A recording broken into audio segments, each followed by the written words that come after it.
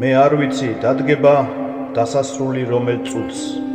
ანდაც როდის გამიყვანს გამჩენელი ქვეყნიდან, ამიტომაც სიკეთეს ვთესავ წამს და ყოველ წუთს მარად ელოდებოდეთ კეთილს ჩემი ხელიდან, იმ სიკეთეს დავთესავ, რაც წინაპართ მიბოძეს,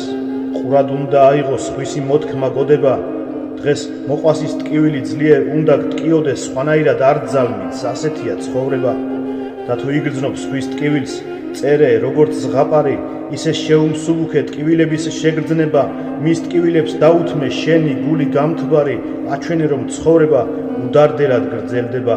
მის ტკივილზე რომ დაღვრი ცრემლებს ამოდუღებულს და ამშვიდებ გაუღებ შენს გულს წრფელს და გულიანს, როდესაც აგრძნობინებ ნამდვილ გრძნობას კურთხეულს, ასე რომ არ ვიცხოვრო სხვანაირად რთულია,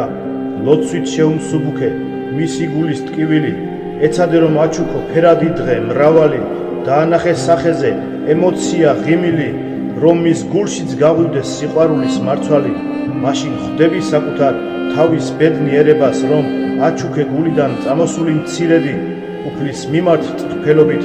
რომ დავიწყე ვედრება, ბილიკამდე სიკეთის, სწორედ ასე მივედი.